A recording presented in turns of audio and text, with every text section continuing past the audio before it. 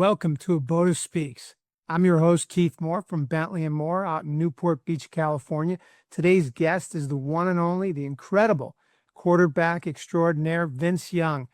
Hook 'em horns, baby. And here we go. Hope you're going to have a good time listening to this podcast.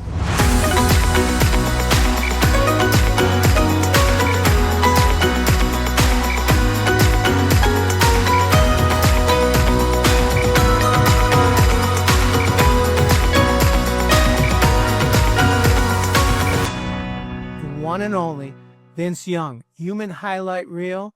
That's him right there. Former NFL player and legend extraordinaire from the University of Texas in Austin, Vince Young. Vince, great seeing you. How you been? I'm great, Big Keith. How you doing, champ? Thanks for having me, guy. Oh, we love having you around. And, you and I have become like family. Oh, I know yeah. I don't think you've ever seen me with a tie, have you?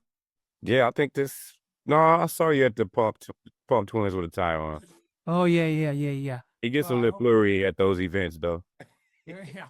Well, tequila time. I'm going to take this tie off. We're going to go a little bit less formal. I was in court this morning. So, I understand you're in New York. What are you doing in New York? Me came down and did the Riders Cup. Had a really good time and did some good networking. It's really great networking at those type of events. And did a little date time with my wife Candace. So we've been having a good time. Went to the Riders Cup, and then we did the Hell's Kitchen Broadway show. That was really nice. I didn't think I was gonna like it, but it was actually pretty good to hear the story of Alicia Keys, how she came up and her history, and here in New York, and why she loves New York. Oh, yeah. No. So, you grew up in Houston. Would Yeah, you ever move to New York? no, I could never live out here. It's too fast for me, and definitely good, great food. But I just don't understand why you honking the horn. Oh, yeah. Can't can't nobody go nowhere. So why are they honking the horn? But hey, that's not for Oh, me. yeah. So I do love New York. I love to come visit. I love the lights. I love the doing the Broadways. I love just doing things. I know a couple of people live out here, close friends. So it's always good to get some New York time in and definitely get an opportunity to see the Ryder Cup. That was awesome to see. Oh, yeah. Too bad the U.S. lost, though, right? Yeah, and those Europe fans gave it to us a lot. Oh, yeah. I was watching a little bit on TV. So, Yeah. how's your golf game, by the way? Man, it's pretty good so far. I mean, I'm playing like twice a week now. Playing on the weekends as well. So me and Selvin Young that Yeah. and we always go hang out with a couple of our good guys, and we just been enjoying golf, man. It's hopped on me like it's on my neck. I actually love it. So when somebody say you want to play, I'm on the way. Hey, so I saw that. What did Jordan have a football game this past weekend on Friday night? Yeah, you doing Friday Night Lights, 10th grade, playing on varsity and playing a little bit of DB and wide receiver. Yeah. No QB. I thought he was going to be throwing with that arm. Yeah. I mean, I told him to keep practicing it. You never know, they might need you, but he actually likes defensive back and he loves catching the ball. So, me and him go out, toss the ball around a lot. So to see him on the football field making plays, it's just proud parents between me and Candace. Oh, for sure. So let's talk about NIL money. What are your thoughts on monetizing for these college athletes? I mean, it's a big topic, obviously. It's a huge topic because, you don't know where it's going. It's kind of like blank, you know, Oh, and, and I'm happy for the kids, to make money off their names and likeness because everybody else is doing it. Why they shouldn't, make money off their name and likeness. But I just don't like the third party that's in it. That kind of like leeching off these kids and taking advantage of these kids and putting to me wrong information in their ears. Um, I feel like when you sign your name to something, you need to finish it out. If it doesn't work, then yeah, okay, that's going to the portal and change and do what we got to do.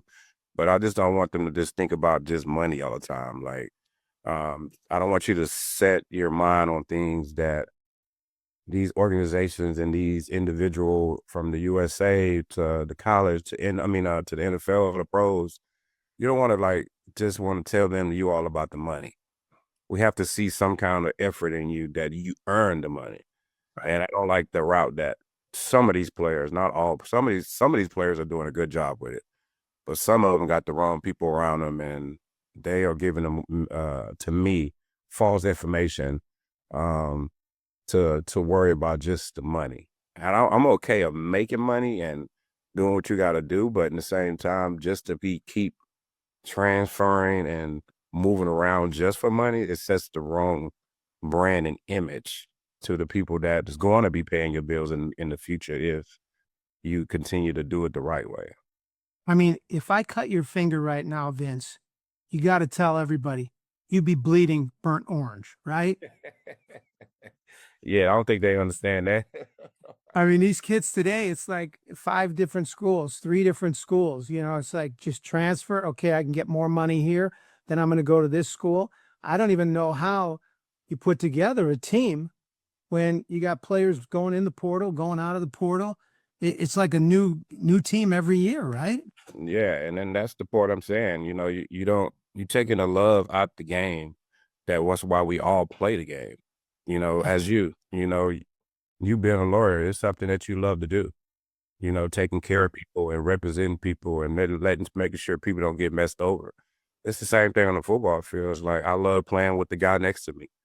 I love my coaches, even though sometimes stuff happens. That coach might leave and you wanted to stay with that coach. Okay, that's a different kind of conversation. But some of these kids are just where I'm not playing, I don't feel good. I don't like this situation. And I'm not making as much money. I can do this. And then I'm gone. And Right. I make a decision to leave. So to me, that's weak minded for one, because of the fact like if something is not going your way in the real world, you can't just I'm leaving. Yeah. Yeah, so I'm teaching my son, I'm pretty sure you teaching Cameron, right? Whatever you put yourself to, finish what you start, and work your butt off and earn everything that you deserve. And then if you have a situation, then let's sit down and talk about it and make the best decision. But I don't want you to get to the point like when something goes wrong or I'm not getting what I want, I'm supposed to just move on and transfer. That's not how the world works, and that's not how it's gonna be in the future. So you need to understand when you commit yourself to something, you need to go out there and do the fullest, the best way that you can, and give to the people, the institution or pros and organization. You give them to them 100%, and then when some situation come down, then you go sit down and talk about it. I mean, when you think about it, Vince, for you, you're a perfect example of someone who stayed in the program, did what you had to do, and now look at the benefits that you're reaping in return. I mean, I've been with you on campus, several times. Okay. There's nothing better than walking around with VY, man, because, like you've said to me, Keith, God's given me a blessing being who I am. And if I could put a smile on someone's face by taking a picture or signing something, I do it. Right. I mean, that's how you've been paid back basically for your loyalty. True. Yeah, I mean, what starts here changes the world, and that's what we said, Texas. And then Texas actually changed my life. Not only just on the football field, but I actually graduated, and I actually meet tons of alumni across the world that's doing some fantastic things in our world. If it's in electricity, oil and gas, or lawyers, doctors, they in every field industry you can think of, and just to have opportunity to talk to them and just have them mentor me about things that I'm interested in my business and help me get to the status and understanding whatever that business is. I want to show them my hard work that I'm fully involved. It's the same thing what we talk about on the football field. You can't just halfway something because it's not going your way. And that's not what we built at the University of Texas as a student or athlete. We work our butt off and we go earn every bit of it.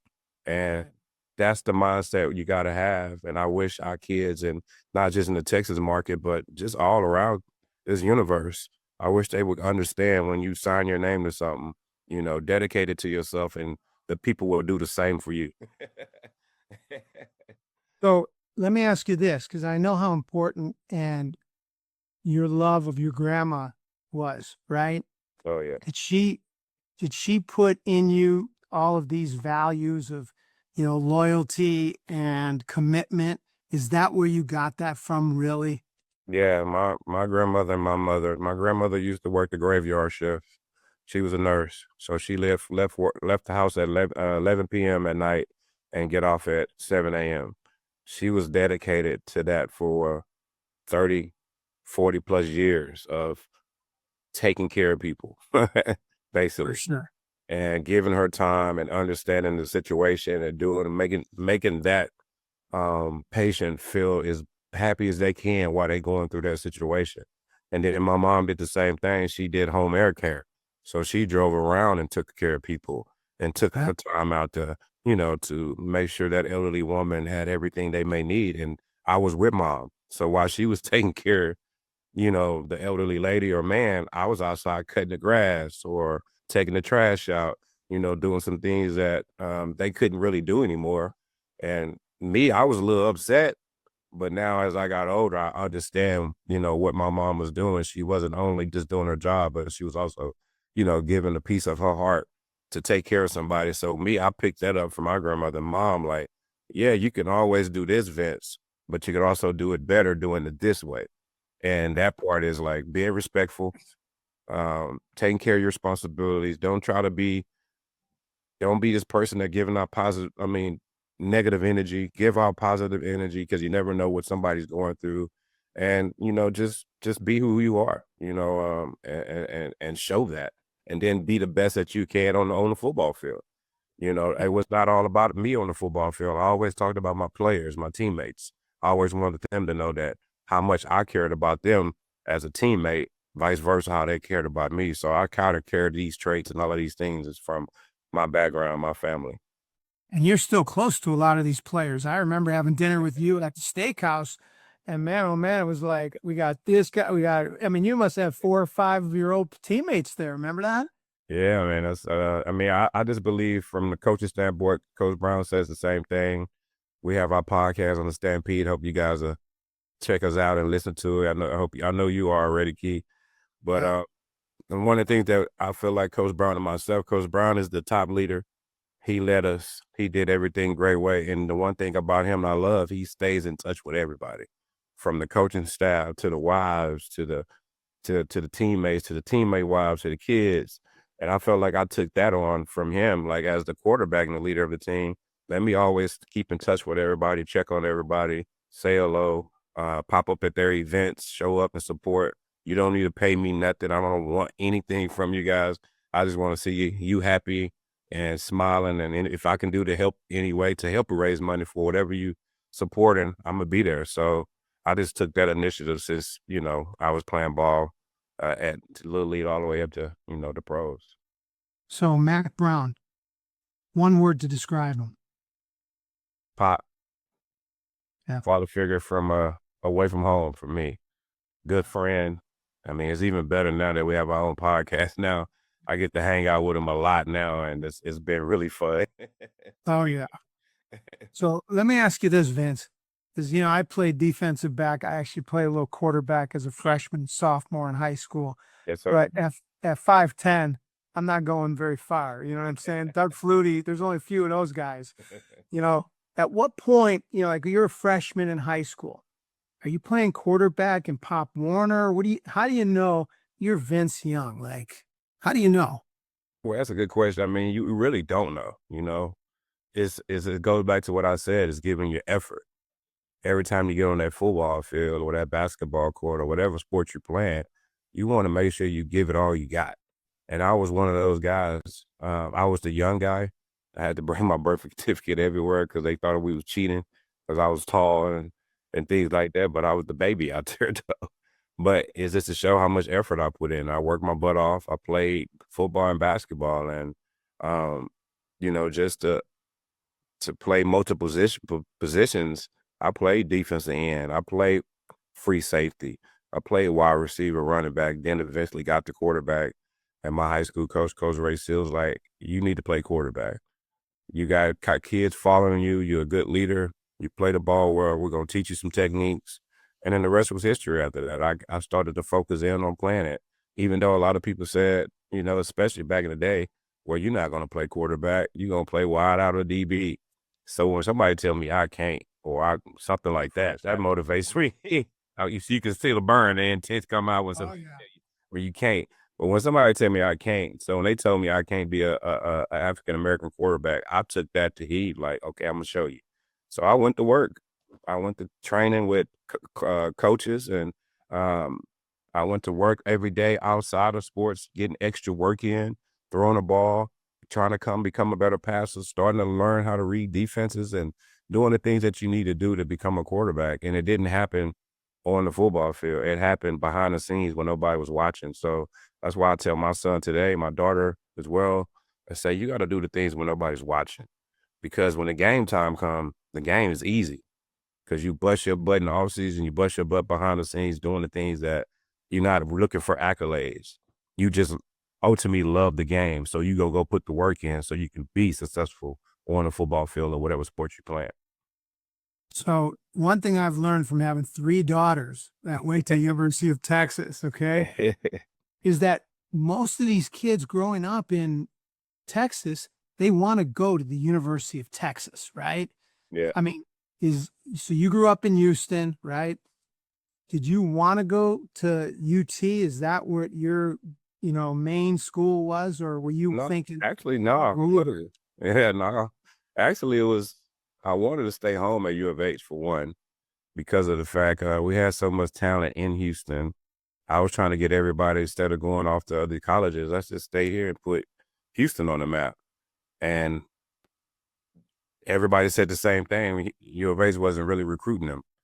And I still ask to the day, like, why? What I feel like now, because I, hear a lot of things now. They're saying, well, we didn't think we had a shot at you kids, so we didn't recruit you. So we went outside of Houston to go get other players. So I'm like, okay, that makes sense. And then, I was looking at Notre Dame and Arkansas, places that I had kind of relationship with different people that played at those schools. So Texas didn't really come into the picture till my senior year. And a lot of people don't know that, because of guys like TJ Ford and Casey Stutter and Albert Hardy and Rod Wright, these guys were recruiting me when we was at the All-Star games or seeing me in Houston and things like that. And then when I met Coach Brown and Tim Brewster, man, those two guys was phenomenal. It's everything I needed to hear. And then when I got on campus for my visit, it was pretty much everything I needed to see. I didn't want to go to another visit because I felt like it was going to confuse me. And then also, I'm a family guy, so my family can get to the games from Houston. Back in the day, they didn't have NIL, so we couldn't afford flying. If I was at a school like in Miami or somewhere else, my family wasn't able to come see me. So I'm a big family guy. So UT was kind of, a perfect choice for me. And did your mom just love coming to the games? Oh yeah. So we was probably 35 deep at the game. So I was asking every teammate, hey guys, if you're not using your tickets, let me get those right there. Because I got the whole family coming down. And it's like that still today. Even my son football games and daughter's games, we come out, even for my nieces and nephews and their games, we all there supporting our babies, whoever that's out there performing it, which if it's in track or in the band, whatever it may be, we all out there supporting the next generation. So it's pretty cool to see that. So this week, you're coming into Austin on Friday. We'll be there. You're going to be talking to a bunch of lawyers from across the country.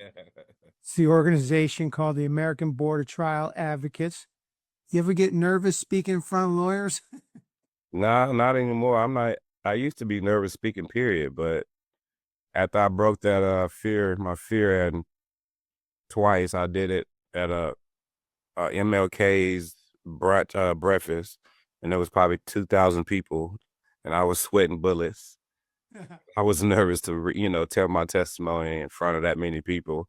And then I was a host one year for the UT elementary luncheon that we was raising money for those kids, to try to build that school up and, get more scholarships. And I was a host.